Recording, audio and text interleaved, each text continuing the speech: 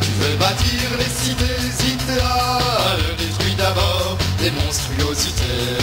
Gouvernement, casernes, cathédrales, qui sont pour nous autant d'absurdités. Sans plus attendre, gagnons le communisme, ne nous groupons que par affinité. Notre bonheur naîtra de l'altruisme, que nos désirs soient des réalités. Debout, debout, compagnons de misère, l'heure est venue, il faut nous révolter. Que le sang coule et rougisse la terre, mais que ce soit pour notre liberté.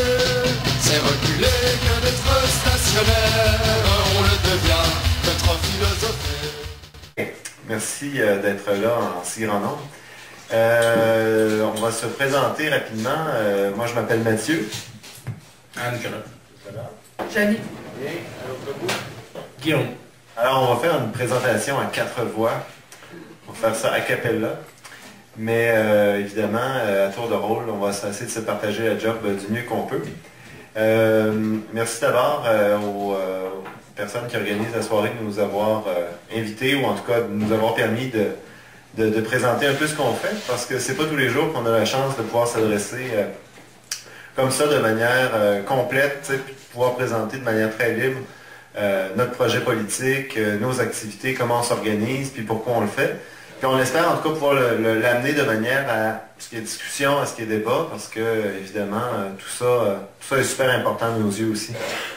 Dans un premier temps, la soirée vise un peu à présenter notre projet politique, le communiste libertaire, qu'on va aborder dans quelques instants, mais aussi à présenter qui on est comme collectif. Parce que bien que la Ville de Québec soit toute petite, il y a souvent des fois les gens voient passer un journal comme Cause commune, qui est le journal de notre organisation, qui se trouve d'ailleurs à la table à l'arrière, sans trop savoir qui le fait, qui le produit, dans quel but, dans quel objectif. Fait qu'on veut essayer d'amener ça ce soir, puis d'en discuter aussi avec vous, puis de vous expliquer pourquoi on s'organise de cette façon-là, puis pourquoi on pense que ce serait une bonne chose que d'autres le fassent également, et ainsi de suite. Notre collectif, le collectif Anarchiste la Nuit, existe depuis déjà quelques années, depuis 2002, je vais y revenir tantôt, mais on fait maintenant partie d'une nouvelle organisation qui s'appelle l'UCL, l'Union communiste libertaire. C'est une nouvelle organisation là, qui est née, une organisation révolutionnaire anarchiste qui est née au mois de novembre 2008 lors d'un congrès qui a eu lieu dans le quartier Hochelaga-Maisonneuve à Montréal. L'UCL prend un peu la relève de ce qu'était la NEFAC au Québec. Peut-être que vous avez déjà entendu ça, parler de la NEFAC, c'était la Fédération des communistes libertaires du Nord-Est. En anglais, c'était Northeastern Federation of Anarcho-Communists. Donc, il y a plusieurs des collectifs qui étaient membres de la NEFAC au Québec qui ont migré, disons, vers l'UCL et qui ont conservé, ceci dit, des relations assez étroites avec cette organisation-là, la NEFAC, qui est maintenant implantée essentiellement aux États-Unis. Donc, l'idée, c'était de pouvoir refonder, disons, une nouvelle organisation au Québec qui corresponde à notre vision des choses puis notre façon de nous organiser, et surtout qui tienne compte davantage de la réalité politique québécoise que nous pouvait faire la NEFAC, qui était une fédération qui englobait quand même tout le nord-est américain, donc les États comme le Massachusetts, l'État de New York, l'Ontario, etc. Donc, c'était pas une organisation qui était spécifiquement québécoise, mais là, en fait, l'UCL, c'est un choix réfléchi de l'ancrer davantage dans la réalité d'ici, une réalité politique et sociale qui est quand même assez différente de celle des États-Unis. Lors du congrès de fondation de l'UCL au mois de novembre dernier à Montréal, il y avait quand même une cinquantaine de personnes qui étaient présentes, qui venaient de villes aussi différentes que Drummondville, Sherbrooke, Saguenay, Saint-Jérôme, Trois-Rivières, Montréal et Québec. Et à notre connaissance, en tout cas, c'est l'un des rares moments où des anarchistes de différentes régions du Québec ont pu se retrouver pour discuter de politique puis fonder ensemble une nouvelle organisation. C'est sûr qu'il y a des rassemblements anarchistes qui, au Québec, rassemblent beaucoup de monde, mais pour fonder une nouvelle organisation, à notre connaissance, en tout cas, c'était probablement la première fois qu'on retrouvait des gens d'un peu partout comme ça, pour fonder une organisation qui est spécifiquement anarchiste. Mais ça serait faux de penser que l'UCL, justement, est apparu du jour au lendemain, comme par enchantement. Comme je le disais tantôt, c'est sûr qu'on peut compter sur l'expérience historique de la NEFAC au Québec, qui a existé quand même pendant de 2001 à 2008, avec des collectifs présents jusqu'à dans 4 ou 5 villes différentes.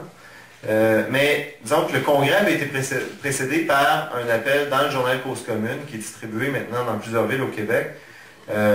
Et des rencontres préparatoires ont été tenues aussi dans plusieurs villes. Moi, personnellement, par exemple, je me suis rendu à Saguenay, rencontrer des gens là-bas qui étaient membres d'un collectif qui s'appelle le CRAC, le collectif de résistance anticapitaliste, qui est devenu, suite à la fondation de l'UCL, le collectif Emma Goldman.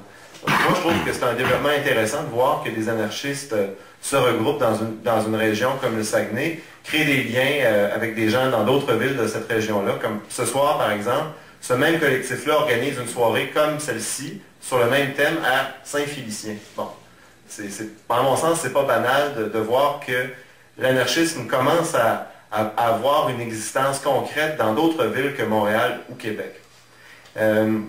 L'UCL peut aussi compter sur l'expérience de gens qui étaient déjà impliqués à leur façon, que ce soit dans le mouvement étudiant, dans le mouvement syndical, dans le mouvement féministe, dans le mouvement antifasciste, dans le mouvement populaire. Donc, il y a différentes personnes qui se sont joints à l'UCL lors du congrès, qui n'avaient peut-être jamais milité dans un groupe anarchiste auparavant, qui étaient libertaires, qui avaient des idées libertaires, mais qui n'avaient jamais joint un groupe en particulier. Donc, ça aussi, c'est un point positif sur lequel on a travaillé. Finalement, l'UCL entretient aussi des liens avec d'autres organisations à l'échelle internationale. On est membre d'un réseau qui s'appelle Anarchismo, qui, en fait, autour d'une déclaration commune, regroupe quand même des anarchistes, des organisations anarchistes sur 4 continents. Il y a des anarchistes, par exemple, sud-africains et sud-africaines qui sont membres de Anarchismo, tout comme des gens en Europe, en Amérique latine, au Liban, et en Europe de l'Est comme en Europe de l'Ouest, un peu partout sur le continent nord-américain également. Bon, c'est bien beau faire partie d'un réseau, mais concrètement, qu'est-ce que ça peut amener? Bien, ça peut amener des campagnes internationales, comme celle qu'on prépare actuellement contre la guerre en Afghanistan, contre l'intervention de l'OTAN en Afghanistan, avec des organisations membres qui sont implantées dans des pays où l'armée nationale est en train d'intervenir. Donc, par exemple, cette campagne-là, on va essayer de se coordonner avec des Italiens, avec des Français, avec des Ontariens, des Américains et des Néo-Zélandais, semble-t-il, mais des Salariés. Et aussi, on prépare une tournée de conférences à l'automne avec un camarade de l'organisation Red Libertarias de Buenos Aires qui va venir nous parler, à travers le Québec et l'Ontario, d'expériences autogestionnaires dans un contexte de crise économique. Donc ça, c'est des affaires qu'une organisation peut arriver à développer puis à organiser en lien avec d'autres groupes qui partagent les mêmes objectifs que nous à travers le monde. L'UCL est aussi une organisation qui est relativement jeune. Vous avez devant vous au moins 2 des plus vieilles croûtes de l'UCL. Donc, c'est donc signe que, disons que la plupart des gens ont moins de 30 ans, moins de 35 ans. Ça, c'est aussi lié en lien avec, je crois, c'est un portrait type de ce que c'est l'anarchisme au Québec aujourd'hui. C'est-à-dire qu'il y a comme un moment donné des sauts qui se sont faits au plan générationnel qui font en sorte que on compte sur les doigts d'une main des fois les gens qui ont 50 ans, 60 ans et plus dans nos rassemblements, dans nos regroupements. Ça, c'est une faiblesse, je crois, de l'anarchisme organisé ici au Québec, qui n'est pas une transmission plus étroite d'expérience de lutte, d'expérience militante. Alors, malheureusement, l'UCL ne fait pas exception à ça. C'est sûr que comme une nouvelle organisation, les débuts sont souvent difficiles. Et l'UCL n'échappe pas à cette réalité-là. Au niveau des défis auxquels on fait face actuellement, on réunit des gens qui n'ont jamais lutté ensemble de manière étroite à travailler au sein d'une même organisation.